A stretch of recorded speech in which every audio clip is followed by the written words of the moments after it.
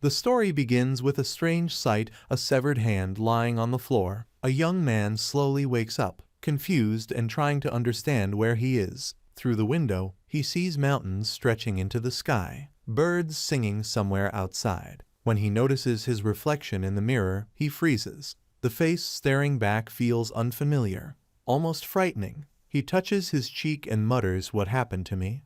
But before he can process anything, a glowing system window appears in front of him.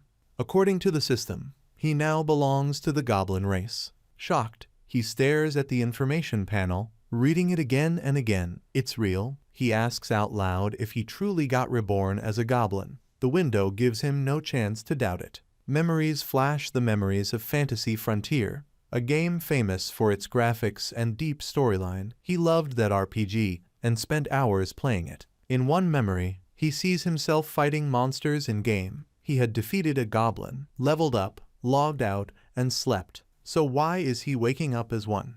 Despite the human-like appearance in the mirror, the system insists goblin. Before he can question anything else, another prompt activates. His human memories begin merging with the memories of this body. In those memories, he sees the life of the boy he replaced. A hard life, no parents, only a little sister, a small blind girl named Lily, who peeks into the room and happily tells her brother to wake up, they have a lot of work today. He apologizes and asks for a few minutes. Lily, smiling brightly, leaves with her basket, promising to cook something delicious for him later. They walk through the village together. The familiar roads confirm something important: he has landed inside the world of the Fantasy Frontier game. The boy whose life he now lives was protected by a black market merchant, or more accurately, exploited. Both siblings work under him as cheap labor. While walking, Lily suddenly stumbles. He quickly catches her. She laughs softly, saying she's fine. He smiles warmly, promising to always protect her. But deep inside, he feels the weight of reality. He is now a goblin, the weakest race possible. Soon, we see their workplace, the mansion of the black market merchant. Lily goes inside to do her small tasks. A rude man orders the boy to go fetch coal. He quietly agrees. While pulling a heavy cart, someone kicks the wheel, making it flip. He's dragged down with it. The culprit, a blond boy named Butch, insults him for being a lazy goblin. The other teens ignore him completely and discuss Butch being accepted into a magic academy, a place only nobles can enter. Exhausted, the hero sits near his cart. His stats appear. Intelligence 2, Magic 1, Strength 0, Skills none. He sighs. Reborn as a goblin.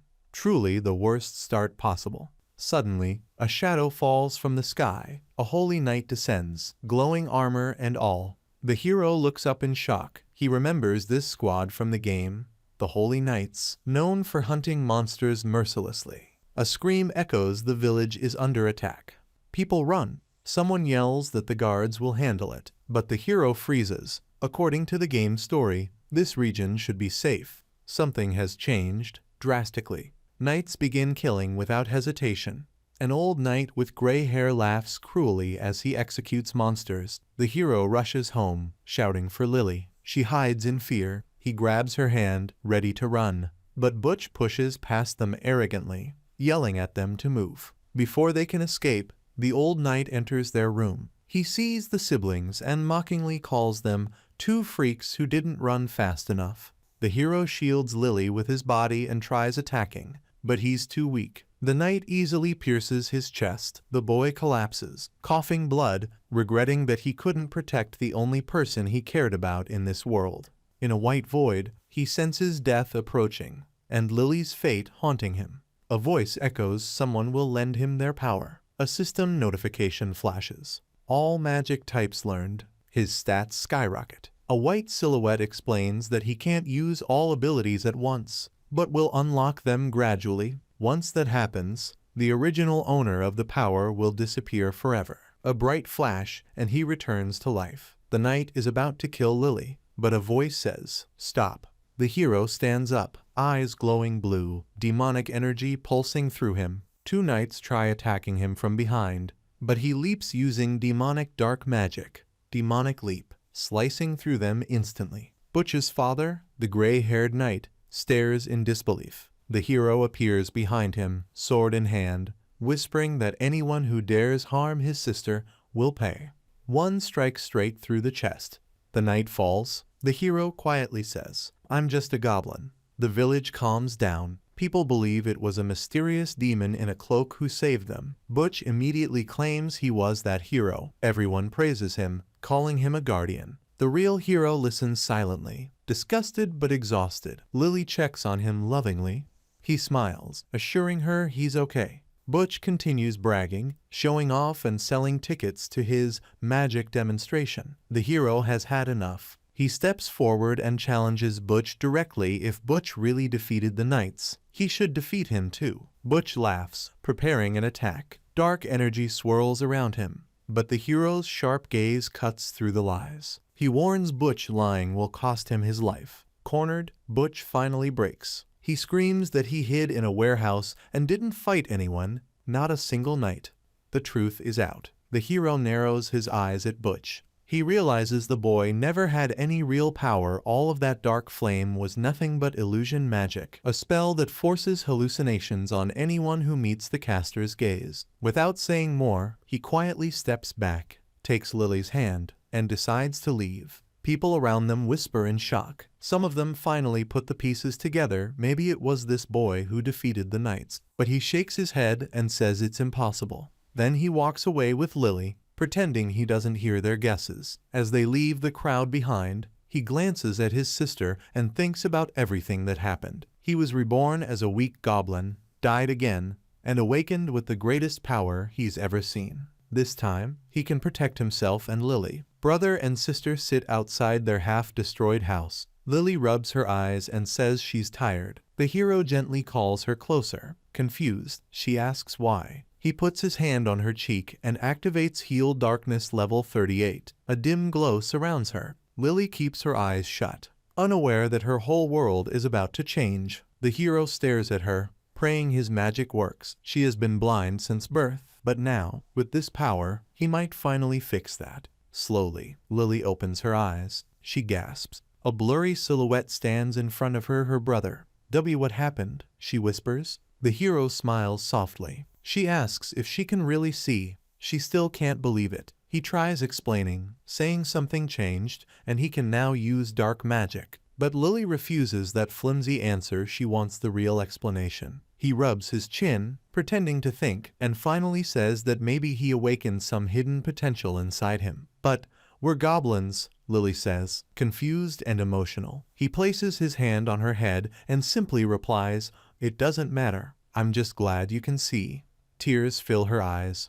She hugs him tightly, saying her big brother is always the coolest. Right then, system windows begin appearing in front of him. Second awakening complete. Black magic range expanded. Data packet to Goblin Fairy unlocked. He freezes. Goblin Fairy, a tiny creature with white hair, pops out of the system window. She apologizes for interrupting and introduces herself, the Goblin Fairy. Hovering in the air, she explains that she has been assigned to guide them to a hidden goblin village. She even calls the hero an unrivaled mutation, smiling proudly at him. The hero frowns, confused about this so-called village. Still, he and Lily follow her into the forest. The fairy explains that they are deep inside the demon continent, far from human territory. The hero quietly thinks about the game. Fantasy Frontiers world was famous for its open-world depth, endless possibilities, and unpredictable events. The fairy hears him mutter something, but he quickly laughs it off. They finally arrive at a hidden settlement, a goblin village protected by powerful magic. Lily is amazed as children rush toward her,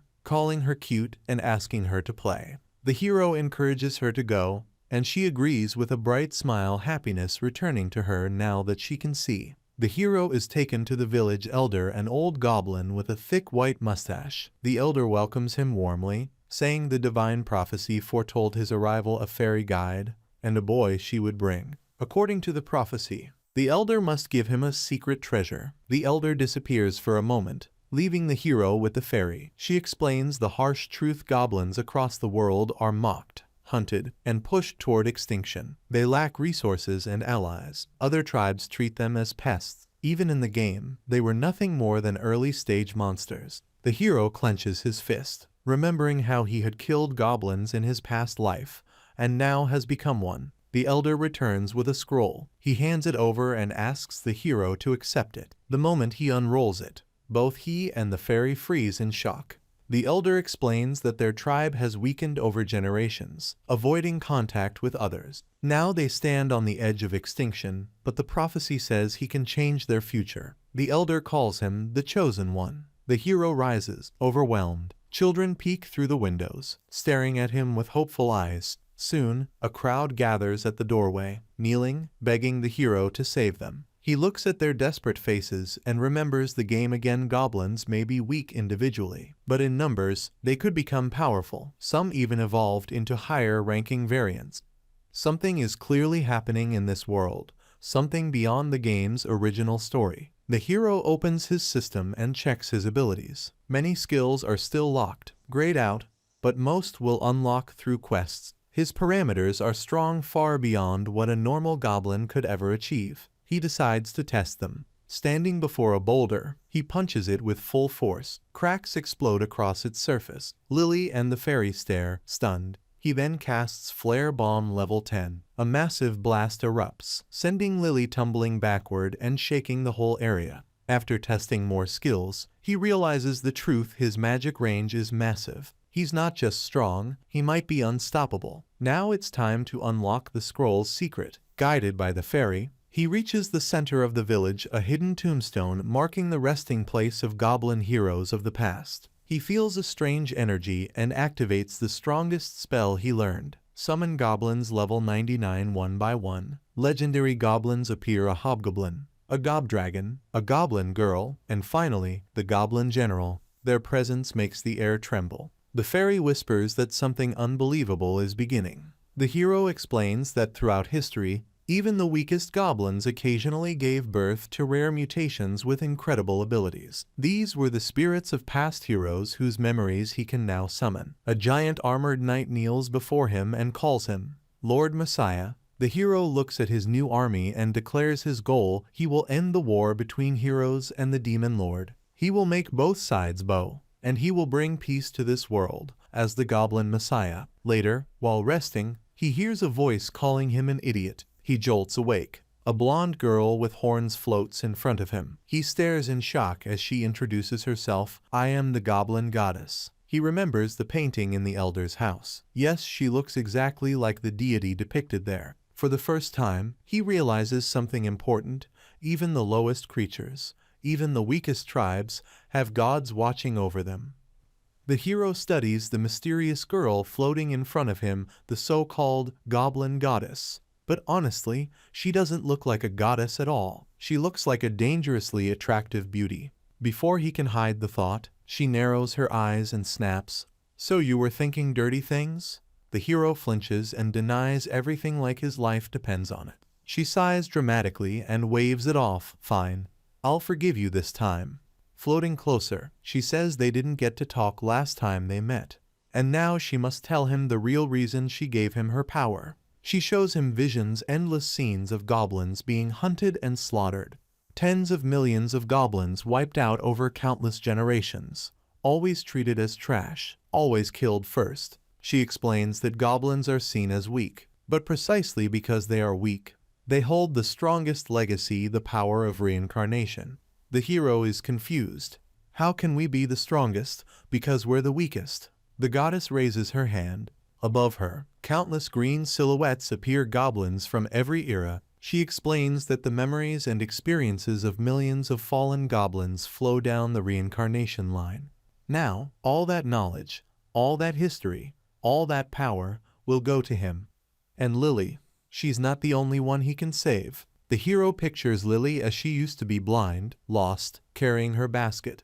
The goddess spreads her arms and entrusts the entire dying race to him. When he opens his eyes again, he is back in his room. Sunlight pours through the window. He clenches his fist and whispers that he will create a world where no one is oppressed anymore. On his desk lies a letter and application for the entrance exam of the Academy of Dark Magic. He calmly says this should be enough to get him in. The fairy is unsure and asks if this plan will actually work. He assures her it will. For Lily, and for every goblin living in fear. He looks out from the window toward the horizon. His first target, Dial, one of the 7 great demon lords, ruler of this region, founder of the academy. If he enters as a student and earns his position, he'll get close enough to kill him. The hero grips Lily's head gently and asks her to stay in the goblin village. She nods nervously, begging him to be careful. He pulls his hood low and promises to return soon. The fairy decides she'll accompany him not because she wants to help the village, but because she finds his mission more interesting. Annoyed but not surprised, he lets her tag along. Soon, they reach Castle Town, ruled by Dial. The hero scans the streets, searching for the academy, when he hears angry shouting. A fat merchant kicks a scared green-haired girl. The little goblin apologizes, but he hits her again, complaining she slows him down. 2 young men nearby whisper that this merchant acts like this daily, and even though the girl is a goblin slave, the sight is still disgusting. The fairy crosses her arms angrily. Lower races are always abused, always punished. The hero rubs his chin. He recognizes this man Bradley, a minor aristocrat he remembers from the game. A greedy slave trader who profits from kidnapping, lies, and extortion. A grin forms on the hero's face. He recalls every line from the character guidebook he used to study, and now he has a chance to test another hero spirit. He whispers, "Let's help her." The fairy beams. She expected nothing less. They slip into a narrow alley. The hero kneels and summons the goblin girl's spirit. A magic circle glows under his hand. A door opens and a lively goblin girl leaps out, stretching and shouting how great it feels to be alive. Winking at him, she asks what he needs. He tells her something unexpected, a mission. Meanwhile, Bradley shouts at his slave again, yanking her chain and calling her useless. People watch in disgust. Suddenly, he notices someone standing before him. The hero. Bradley scoffs and asks what he wants. The hero politely asks him to stop torturing the girl. Bradley snaps that she's his property. Instead of arguing, the hero calmly says, "In that case, I'll buy her." Bradley laughs, calling him insane. The kid offers a price 100 times what Bradley originally paid. Bradley freezes. He paid 30 gold coins. No one would ever offer 3,000 gold pieces. But the fairy dumps bags of stolen gold at the merchant's feet. His eyes nearly pop out. It's the full amount. The deal is done. The freed goblin girl, still chained, asks the hero why he helped her. He kneels and says softly, "Because I'm a goblin too. We help our own." She tears up, but then asks why he paid so much. He smirks and tells her the obvious truth, "It wasn't my money. Why would I feel bad spending it?" She stares, shocked, as Bradley loads the stolen money into his cart, not realizing the trick. The goblin girl's spirit had already picked the lock of his onboard safe and stolen every coin he had. The hero thinks to himself all that money was earned through crimes anyway, and he will no longer allow slavery in this world. He reaches out his hand and helps the freed girl stand. She holds his hand tightly, still trembling. The hero sends her with the fairy back to the goblin village. He, meanwhile, heads to the academy. A giant white structure rises before him, majestic and intimidating. This is the Academy of Dark Magic, created by Dial to train demon recruits. The hero vows to rise to the top, earn authority, and meet Dial face to face. At the entrance, people line up. The hero takes his place at the end of the queue. Suddenly, a tap on his shoulder. A pretty blonde girl stands behind him, hands on her chest. She apologizes and shyly asks if he has anything sweet to eat. He checks under his coat and finds a small chocolate bag from Lily, with a handwritten note saying she made it especially for him. Before he can react, the blonde snatches it and eats it in seconds. The hero almost cries. She thanks him happily. Letty smiles sweetly and says that her mana always stabilizes the moment she eats something sugary. The hero's eyes darken with a dangerous glow. That was Lily's handmade chocolate. He mutters coldly, "That was my sister's." Letty freezes. She blinks in confusion, hands trembling near her face, asking if she did something wrong. She repeatedly apologizes, saying she never imagined it was precious to him. The hero glares, still fuming, his thoughts tangled with anger and guilt. But after a moment, he exhales sharply. Getting this upset over chocolate, even he realizes he's going too far. Letty presses a hand against her chest and promises to repay him no matter what. With a bright smile, she introduces herself as Letty, then asks what she should call him. He hesitates. A blank space sits in his mind, quiet and unsettling. "I don't have a name," he says. Letty gasps. "No name at all?" He thinks bitterly that lower monsters and slaves rarely have names. People will look down on him no matter what he does. Letty suddenly lifts her finger, eyes sparkling with excitement. "Then I will name you. You're a little greenish, so Lime." The hero stares at her, devastated. That's a strange name. But Letty happily insists it fits him perfectly. She beams, says she's happy to meet him, and he finally smiles back. The feeling is mutual. An announcement echoes. The entrance exam is starting. Letty clenches her fists confidently, declaring they must give it their all. Across the square, two young men glare at the hero, whispering insults about a damn goblin daring to enter the academy. He ignores them. Candidates begin their tests, unleashing spells, while examiners jot down scores. Letty steps forward. Green energy swirls around her palm, and with a swift motion, she shatters the target. The crowd gasps. Someone whispers she is the princess of the Dark Elf tribe. The hero stares at her in surprise. So she's royalty, and still treated him kindly this whole time. Letty spins toward him, cheeks glowing, and asks if he saw her performance. He smiles and says it was impressive, she'll pass easily. Her joy doubles just from hearing his praise. But then, heavy footsteps approach. A blond man in an ornate suit looks down at the hero with disdain. Hage, a vampire noble. He sneers that the hero used to serve Butch, and he shouldn't dare think he can take the exam. Letty crosses her arms angrily, defending the hero without hesitation. She confidently declares that Lime is far stronger than Hage. The hero is stunned she believed in him that easily. Hage clicks his tongue, saying they'll see who proves themselves in real combat. Letty turns to the hero and insists he must show everyone something incredible. He sighs, wondering why he has to prove anything to anyone. Still, he says he'll try. But deep inside, he knows a terrifying truth: if he shows everything, he might blow up the entire academy. His turn arrives. A target stands in front of him. He thinks about the power the goddess gave him. He lifts his hands slowly. The examiner urges him to hurry. He closes his eyes, focuses, and releases his skill. A wall of purple energy erupts. The sky turns white. A deep crater tears the ground apart. The examiner drops his clipboard in shock. Hage collapses backwards, trembling. Letty jumps up and down, shouting that Lime is amazing, far more incredible than she imagined. The hero scratches his head awkwardly. He hadn't meant to use such a high-rank skill. But at least the test is over. Later, during the written exam break, Letty leans against a wall, sighing miserably. She admits she's terrible at written tests. He quietly tells her he probably passed after all. The exam was based on fantasy frontier quizzes he solved countless times in his past life.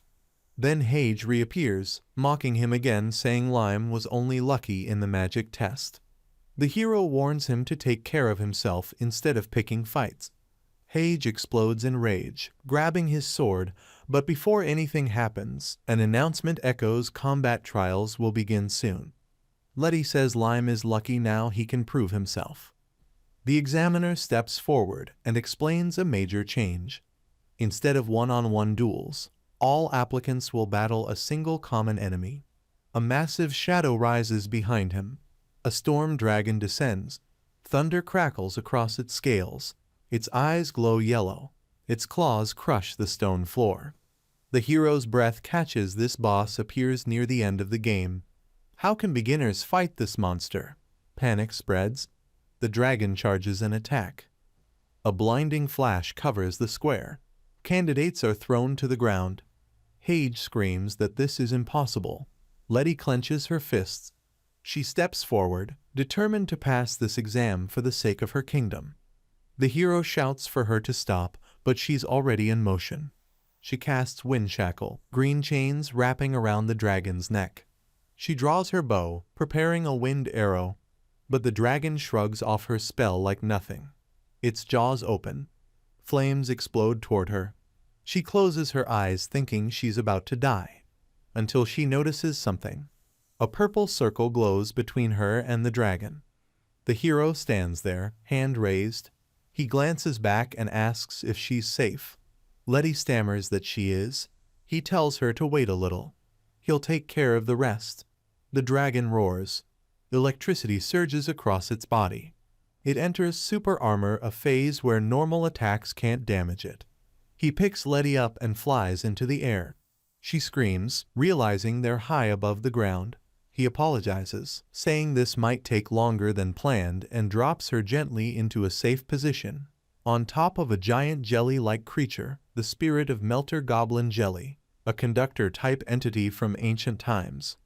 Letty sits, confused out of her mind. Meanwhile, the dragon and hero face each other. Purple energy crackles around him as he activates Acceleration Dark Magic level 54. His body moves impossibly fast. The dragon blasts flames. He weaves through the fire, leaving purple streaks in the air. With a swift kick, he sends the massive beast crashing to the side. Another explosion lights up the plaza, but the dragon rises again. The hero's expression hardens. If he doesn't give it everything he has, he'll lose. The dragon lifts its horned head and roars. Lightning crackles across its body, and then something shifts. A single purple line streaks through the air beside the monster. The battle is far from over. The hero vanishes from sight and instantly appears behind Hage. Without hesitation, he grabs the vampire's weapon. "I'll borrow this for a bit," he says calmly. Hage spins around, stunned. Before he can even respond, the hero raises his head and activates Elemental Coding level 49. Lightning tears through the sky. Raw electric power dances above him. The borrowed blade transforms into a massive greatsword crackling with thunder. He grips the weapon tightly, activates Dark Sword and Lightning Strike, and swings. A blinding flash pierces the air. The ground shatters. The storm dragon's eye widens in shock. Then silence. Stone debris shoots upward as the colossal monster collapses. The dragon lies motionless, defeated. A system window pops up. Awakening Quest Level 3 complete.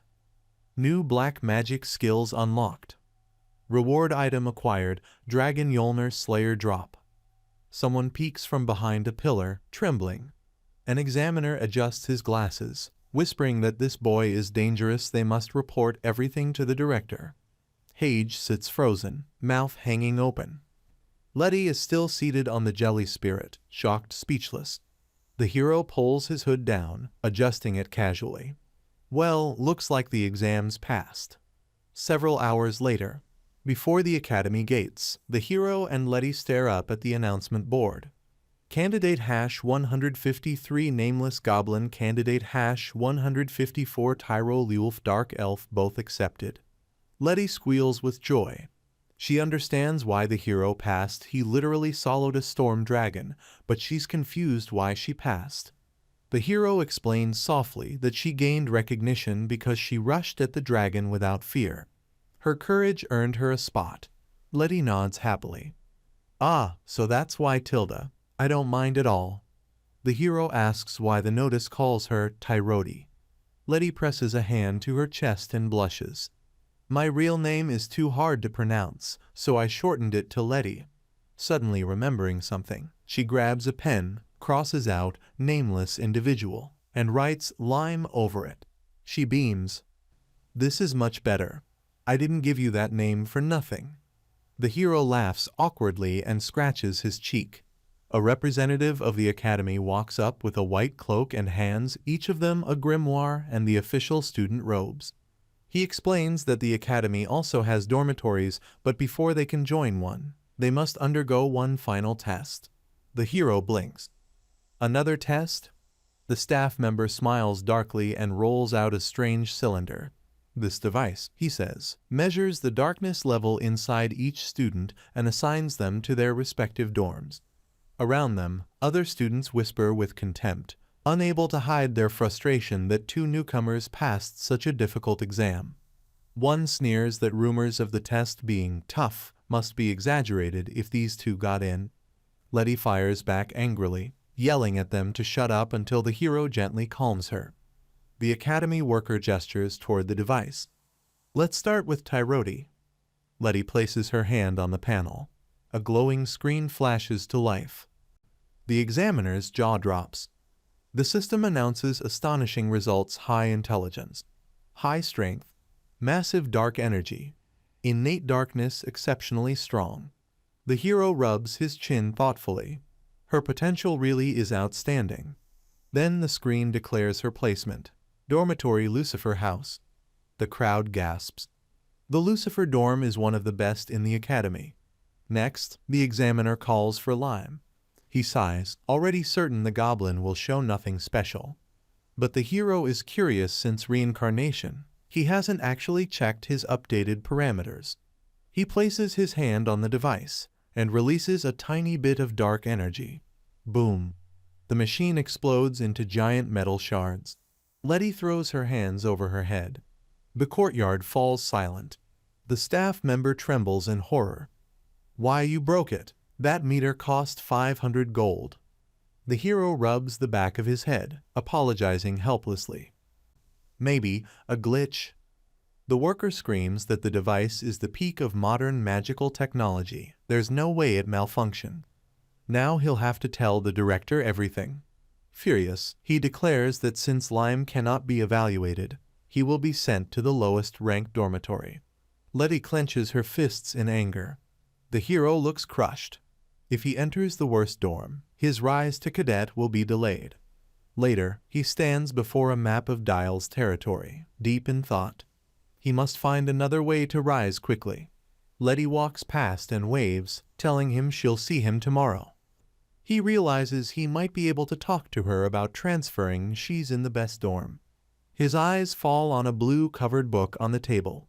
He smiles when he sees the paper inside. A girl at the desk asks if he truly wants to apply for the magic tournament. He nods. That's why I'm here. Around them, students duel as she explains the rules. The annual tournament determines the strongest student in the academy. The winner is granted a magical treasure directly from Dial himself. The hero thinks this is perfect. If he wins, he won't need to become a cadet first. He can meet Dial as the champion and eliminate him then. The receptionist is shocked that Lime is signing up on only his second day. She warns him that first-year participation is dangerous. He calmly acknowledges the risk. She contacts someone via a crystal. He's the boy who broke the meter, responds a man with glasses and a purple tie. When asked if they should refuse him, he says absolutely not, let him join. The application is accepted. The receptionist explains that Lime voluntarily accepts the risks and bears full responsibility for anything that happens in the tournament. He nods. Dial will wait just a little longer. Meanwhile, in the Lucifer dorm's female wing, Letty showers happily, steam filling the room. She can't stop thinking about Lime, the way he grabbed her mid-air like a hero, the way he saved her life. She blushes deeply. But then she remembers how he threw her down afterward. Letty sits alone in her dorm room, towel wrapped around her, golden hair dripping over her shoulders. She can't shake the memory of Lime. The way he stood before the dragon, the way he saved her, the strange warmth that appeared in her chest whenever she saw him. She covers her face with both hands, flustered. Why is my heart beating so fast? What is this? She finally admits to herself something about Lime pulls her in, and she can't look away. That night, the chimney of the Seer dorm smokes softly under the moon. Inside his room, Lime snaps awake. Moments later, he lands on the rooftop of the dormitory. Behind him stands Goblin Girl, freshly summoned. She salutes eagerly. I'm at Master's complete service. Lime instructs her to use her penetration skill to infiltrate the academy and observe everything happening inside. But then he pauses. Why are you dressed in a student uniform? Goblin Girl proudly twirls. Because acting in character helps me immerse in the role, Lime sighs deeply. That is entirely your business. Anyway, gather information and watch everyone closely. She gives a sparkling thumbs up. Leave it to me, Master. Lime looks up. He senses another presence arriving. A fairy with a long braid appears, waving cheerfully. She reports that the rescued slave girl has safely reached the Goblin village, where Lily is taking care of her. Lime thanks her with visible relief.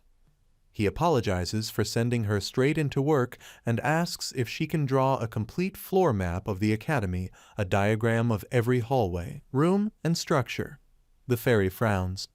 You could have said diagram from the beginning. Still, she flutters her wings and promises to deliver it quickly. She then asks what he plans to do next. Wearing a black cloak, Lime replies calmly, I'm going into the academy tonight. The moon hangs over the dark building. A secret mission begins. Using dark material Como level 45, Lime cloaks himself in a purple shimmer, becoming partially invisible. He scales the tower of the academy director and peers through a window. Inside sit several officials, Dean Weskier, old and stern. Milane, the elegant woman in charge of the magic tournament. Professor Eddie, furious as always. And Gaia the Dragonian, the student council president. Eddie slams documents onto the table, snarling that Lime is dangerous, a monster that doesn't belong in this academy. He shouts that allowing goblin trash inside disgraces their noble demon bloodlines. Weskier calmly asks if Lime truly defeated the storm dragon they released. Milane admits it's true, it was meant to boost the academy's reputation, but Lime turned it into chaos instead. Eddie fumes that demons must uphold dignity, not allow a goblin to overshadow them. Weskier asks if this prejudice is why Eddie allowed Lime to join the tournament. Milane smirks behind her fan. The dean hits the mark perfectly. Eddie argues that the tournament is dangerous, accidents happen, and if the goblin dies, well, the academy remains pure. Weskier sighs his staff are as insane as ever. Milane complains that a goblin should never have been let in at all. If he is inside, then restrictions must be placed on him. Eddie roars that he will personally protect the academy's traditions. Watching from the window, Lime clenches his teeth. So this is the academy's heart: corruption, arrogance, cruelty. Weskier finally gives Eddie permission to handle the situation as he sees fit. When the dean leaves, Milane wonders if the old man is losing his mind. Eddie immediately instructs Gaia to alter the tournament bracket so Lime faces a fighter of his own race, a Dragonian, someone strong enough to cause an accident. Gaia smirks. Perfect. A Dragonian suits me well. Lime frowns. A worthy opponent, but a dirty setup. Eddie rages that nobles shouldn't need to destroy a goblin themselves, but someone must eliminate Lime. Lime steps back from the window, quietly furious. Later, he reunites with Goblin Girl and the fairy on the dorm roof. Goblin Girl reports she found a hidden passage behind a bookshelf in the academy library leading to a dungeon. The fairy presents a complete overhead map. Lime thanks them and prepares to leave, until he sees a flash of white steel. A boy in a white shirt swings a sword repeatedly under the night sky. Lime watches curiously. The fairy whispers that this boy is a kobold, another lower race, and lives in Seer Dorm 2. He has been training since she started drawing the map. Lime smiles slightly. Seems I shouldn't rush to leave this academy. Inside, he finds the fairy lying on his bed, arms spread wide. He asks if she's seriously sleeping there. She claims a cute little fairy can't sleep on cold floors or hard chairs. Then she sprawls across the bed seductively and asks if he wants her to seduce him. Lime nearly collapses. He warns her not to be stupid, he might crush her while tossing in his sleep. Her eyes glitter. Purple smoke swirls as she suddenly grows into a full-sized, beautiful woman. She sits on the bed, voice silky. How about now? Lime is speechless. With a soft laugh, she shrinks back. She was teasing and says Lily would definitely scold her for flirting. Curling under the blanket, she wishes him good night and falls asleep instantly. Lime drags a chair into a quiet corner, studies the dungeon map, and prepares for the next day. The next morning, Academy cafeteria. Lime eats quietly. Across the room, Letty spots him and waves excitedly. He waves back shyly, knowing someone like him shouldn't sit with elite dorm students. He studies his schedule, only 5 days left until the tournament. A young man approaches and asks to sit beside him. It's the blonde kobold from last night. Lime recognizes him and nods. The boy introduces himself politely and says he also lives in Seer dorm. They talk briefly until a giant student slams a hand onto the kobold's shoulder. "Who let you eat here, kobold?" Lime frowns. The kobold tries explaining there's no such rule, but the brute Nero insists lower races only enter the cafeteria if permitted. Lime stands. Nero demands to know who he is. "A goblin," Lime replies calmly. "Another weak demon, so I guess I shouldn't be here either." Nero smirks. "So you're new. Good. I'll explain the rules with my fists." His lackeys snicker. Lime raises one hand. "Go ahead. Try." The kobold leaps up to stop them, but Nero charges with a punch. Lime shifts his head slightly. The punch misses completely. Lime catches Nero's arm. Applause fades. Gasps fill the room. He tightens his grip just enough, quietly, cleanly, without making a scene. Nero drops to his knees, eyes bulging, begging Lime to let go. The cafeteria goes silent. Lime releases him gently. Red marks cover Nero's arm. Nero collapses on all fours, clutching his twisted arm, sweat dripping down his forehead. Lime steps forward, meets his eyes without blinking, and speaks in a calm but sharp voice. "Anyone who wants can eat in this cafeteria." Nero freezes. His men stare, stunned. One of them whispers, "Idiot, that's the guy who killed a dragon in one hit." The words hit Nero like ice water. He gulps, then jolts upright and shouts to his group, "We're leaving." But before going, he points at Lime with a trembling finger. His lips curl into a nasty smirk. "Enjoy it while you can, Goblin. The Breath of Flame faction already has their eyes on you. Let's see how long you last."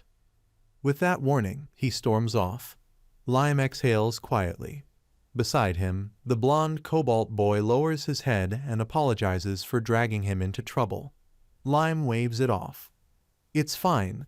You joined the tournament to test your strength. If you win, you can stand up for yourself in the future." Lute grips his sword nervously. He admits he doesn't expect to win, but he wants to try.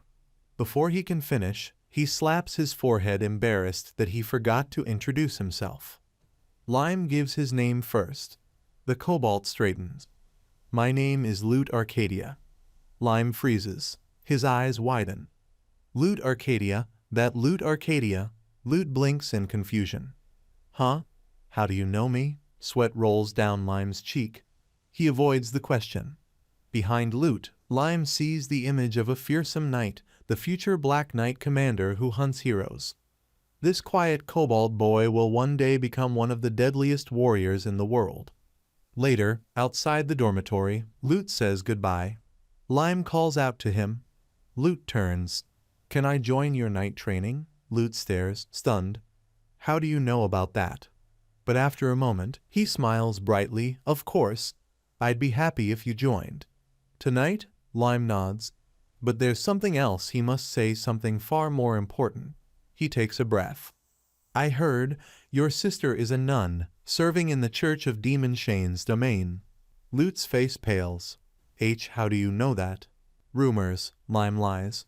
He remembers the future Lute one day kneeling before a coffin, empty eyes consumed by grief. Lime continues. "Very soon, she'll be sent as a missionary to a village near human territory. When that happens, tell her to return home immediately." Lute steps back, shocked. "What? Why? If you do that, then we're even." Lime's eyes sharpen. "Just tell her. Don't ask questions." Lute finally nods. "I understand." Lime waves and walks away. Above him, the fairy appears with folded arms. "You're plotting something again." "It's just a small matter," Lime replies. But inside, he knows the truth. If he can save Lute's sister, he can save the boy from turning into a monster of vengeance. And if he fails, Lute Arcadia will become one of the greatest threats of the future. Several days pass. In the forest, Lime flings a dark sphere at a target. It explodes with perfect accuracy. Nearby, Lute practices with a sword, shouting with excitement as he finally lands a clean strike. He turns to Lime, eyes sparkling. "I can't believe I'm improving this fast." Lime smiles. "You're working hard. That's why." Lute laughs, but Lime can see hidden potential beneath the surface potential still chained and locked. After a moment, he calls Lute over. "I realized something," Lime says. "You still haven't awakened your true strength." Lute looks confused. Lime raises his hand. His eyes glow purple. He activates dark analysis. Chains appear in his vision, thick, glowing, binding Lute's mana. Lime finally understands. Lute's dark element is almost completely sealed. No wonder he struggled. No wonder he hasn't awakened yet. And no wonder he becomes terrifying once those chains break. Lime places a hand on Lute's shoulder. "Don't move." Before Lute can react, the chains shatter in Lime's vision. A shock runs through Lute's body. He gasps, staring at his hands. "It felt like something pierced through me." "It's done," Lime says. "Let's stop for today. Tomorrow will be tough." Lute nods, smiling. The next morning, the Colosseum, the crowd roars as 128 participants enter the arena. Lime steps inside. Lute stands nearby. Letty and hundreds of students watch from the stands. Milene welcomes everyone to the Academy's annual magic tournament. Then a massive purple formation appears. The founder, Demon Dial, manifests like a hologram. A twisted projection of a demon smiling down at the students. His voice echoes, "There is only one rule: if you cannot fight, you surrender." Lime stares at him with hatred. This man's tyranny destroyed Goblin villages, and Lime intends to end him. He checks the tournament bracket. 6 victories to reach the finals. He studies the name of his first opponent, but before he can react, something icy splashes down his back. He leaps up with a shout. Letty stands behind him holding 2 frozen drinks, laughing. She teases him for ignoring her earlier, but she's genuinely happy to see him. They sit together. Letty worries that the tournament is filled with top fighters. Lime assures her he'll be fine. But as they talk, Letty suddenly remembers something. She hands Lime a small bag. Inside, chocolates. Lime blinks. "You made these yourself?" Letty instantly panics. Her cheeks burn red. Stop, don't misunderstand. It's just, I felt really bad after eating the chocolate your sister made." "This is just an apology." Lime smiles softly. "I appreciate it. Really." Letty stares at him, then shoves his shoulder lightly. "You idiot." The clock chimes softly above them. Letty glances up and realizes her time is up. She clenches her small fist and holds it out. "Good luck, Lime." He bumps his fist gently against hers, waves goodbye, and walks off. The moment he turns, Letty's cheeks turn bright pink. She presses a hand to her chest. "Why does my heart keep beating so fast?" She doesn't understand it herself. The first round begins. The arena is packed, thousands of spectators cheering, chanting, stomping their feet. Magic formations ignite in the air as the announcer steps forward. First round of the magic tournament begins now. The arena explodes with excitement. Lime stands calmly near the wall, waiting. The announcer raises his voice. "From the Serre dorm, the goblin who broke every tradition, Lime, enrolled only a week ago, a student who knows no fear." Then he announces the opponent. A tall dragonian with horns steps forward, flames flickering around him. Representing the Lucifer dorm and the Breath of Flame faction, Orphan Scudo. Girls scream from the stands. "He looks amazing." "Beat the goblin to the ground." Milene fans her face and asks Eddie if he seriously put a second-ranked student against a newcomer. He smirks yes, this was exactly the plan. Wesker watches silently, eyes narrowed. The judge turns to Lime. "You're sure you don't need a weapon?" Lime shakes his head. "I can manage." Orphan laughs, thinking he's being underestimated. The judge lowers his hand. "Begin." With a burst of fire, Orphan launches himself into the air. Wyvern form, crimson wings flare behind him. A roar rises from his fan club. Orphan wastes no time, he thrusts a glowing hand forward. Elemental coating level 20. A piercing beam of red energy tears toward Lime. Lime lifts one hand lazily. So boring. Before he can counter, metal chains burst from the ground, wrapping his legs. Letty gasps from the stands. "What is that?" Orphan smirks. "I never said I'd fight fair." Behind Lime, a girl raises a finger. Renew the third highest rank in the Breath of Flame faction. Her green dragon form gives her complete control over plants. Roots tighten around Lime. Orphan dives at him. A smart fighter comes prepared, die. The arena erupts as dust shoots into the air. Girls cheer. He did it. He beat the Goblin, Letty screams, terrified. Lime. But then a sword blocks the attack. A massive black blade demonic sword Mjolnir. Lime appears behind the blade, calm and unhurt. Orphan's eyes nearly pop out. That's impossible. In one motion, Lime disappears and reappears above him. The handle of the sword slams onto Orphan's head, driving him face first into the ground. Silence. Then Lime looks at the judge. "I think he passed out. Does that mean the fight's over?" The crowd erupts. "Winner Lime." Letty jumps and waves her arms. "It was amazing." Eddie and Melaine stare in disbelief. Wesker mutters that Lime hides it well, but his darkness is already SSS rank. After the match, Lime walks outside, thrilled with his first win. Then he sees them, a girl with purple hair, and beside her, Lily. His sister and Mia stand in student uniforms, smiling shyly. The fairy hovers next to Lime. "They wanted to watch your fight. I disguised them." Lily runs forward. "Big brother, you were so cool." Mia bows nervously. Lime pats both their heads and checks they're safe. Lily then hands him a small red package. "We worked really hard on this. Inside is a homemade pie." Lime smiles warmly and thanks them both. Lily lifts her fists. "You'll win again, right?" He nods. "I promise." The trap back in the waiting room, Lime prepares for round 2. A girl with a bandaged arm runs in screaming. Something terrible happened. "The girl who was with you, she suddenly collapsed." Lime freezes. "Lily!" He rushes out, heart pounding, but the path is empty. Branches twist around his leg. Renew appears with a wicked smile. "You're wondering where you are." Green vines slither up his arms. Lime sighs. "I can't believe I fell for something so basic." The Breath of Flame faction surrounds him, dozens of dragonfolk students, all blocking escape. Gaia steps forward, flames boiling around him. "The tournament rules don't matter now. This is where you die." Renew snickers. "Lost your voice, Goblin?" Lime lifts 3 fingers. "I'll finish all of you in 3 minutes." Everyone stares.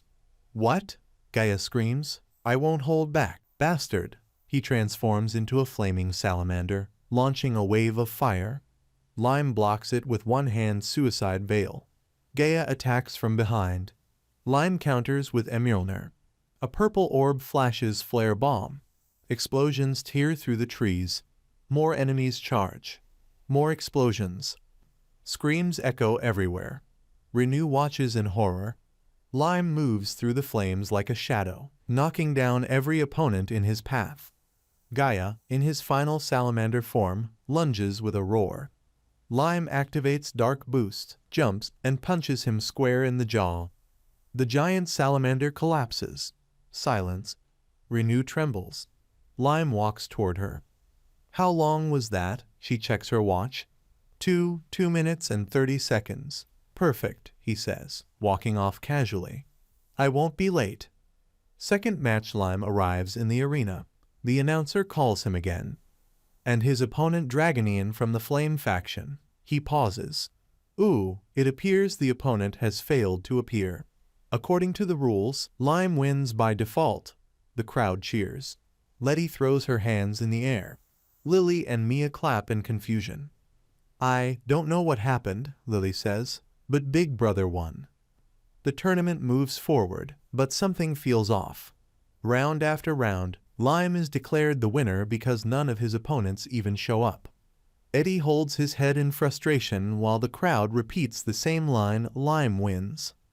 Lime thinks that maybe only in the final will he finally meet someone worthy. And then, the real opponent appears. Lute Arcadia steps into the arena. Lime notices a purple glow in Lute's eyes as the system window reveals something shocking. Lute has already obtained the Black Knight class. That means his growth has been way faster than Lime expected. Lute smiles and admits he only came this far because of Lime's help. Lime thinks it's great that Lute has grown strong enough to protect his sister. They both grab their swords, ready to fight, but suddenly, Lute drops his weapon. He raises his hands and announces that he surrenders. Lime is completely stunned. But Lute explains that this is his way of showing gratitude. He wants Lime to win the tournament. Lime immediately refuses. He says he wants a real duel. If Lute truly wants to thank him, then he should fight him seriously. Lute hesitates for a moment, then warns Lime that he can't go easy. Lime laughs and tells him that's exactly what he wants. He wants to see how much Lute has grown. The match finally begins. The moment the referee shouts "Start," the ground cracks beneath them. Stones scatter as both fighters charge forward. Their swords clash with heavy pressure, blowing dust everywhere. Lime instantly feels that Lute really has the power to become one of the strongest knights. Lute releases huge waves of mana, a Black Knight's specialty, boosting his speed and strength. The battlefield flashes with bright trails of energy. Lime keeps blocking and countering, but Lute is still holding back a little. From the stands, Lily and Moo watch nervously. Lute's incredible strength scares them, and they can't believe someone like him is facing Lime at full power. Eddie, of course, just screams for someone to kill the Goblin, earning annoyed looks from everyone. The fight gets more intense. Blades swing past Lime's face, air pressure bursts, and both of them exchange blows that leave visible trails in the air. Lute almost catches Lime once, but Lime slips away and launches a counterattack. Lute dodges again, surprising Lime. His reflexes have evolved far beyond before. Both fighters throw away their swords. Lime wants a pure fist-to-fist battle. He knows that Black Knights are weak to complex spells, and he doesn't want to win by exploiting that. He wants a clean fight that tests real skill. Lute grins, thinking Lime is underestimating him. But Lime simply trusts him and wants to enjoy this fight from the heart. They rush at each other. Yellow and purple energy clash as punches land with explosive force. Lute feels something strange despite the intensity. He feels nothing but excitement. For the first time, he doesn't want the fight to end, even though he desperately wants to win. Lime feels the same. Every punch from Lute makes him realize the cobalt is still growing. Suddenly, Lute awakens a high-level skill time stop. Lime misses his strike, and for a split second, time seems to freeze. Lute appears behind Lime and attacks, pushing him back with unbelievable speed. But Lime regains control. Purple energy erupts as Lime channels all his dark magic into physical strength. Lute blocks his punch but grins, telling Lime he caught him. He kicks Lime hard in the stomach, but Lime's body dissolves into purple smoke. It was an illusion. The real Lime appears beside him and strikes. Lute hits the ground hard, arms spread, completely overwhelmed. The referee shouts the final result. Lime wins the tournament. Lute kneels, out of breath, but smiling proudly. Lime walks up to him and tells him honestly, "You've become stronger." The award ceremony begins. Lime receives a grand trophy and congratulations from the teachers. The old man Wesker tells Lime that later he will meet the king in person for another reward. Lime agrees, thinking about the plan he's been waiting to finally execute. But before Lime can leave, Wesker stops him. The old man asks the question no one expected, "Who are you really?" Everyone becomes tense. Wesker admits that Lime is not a normal first-year student. He stands out far more than anyone in the academy.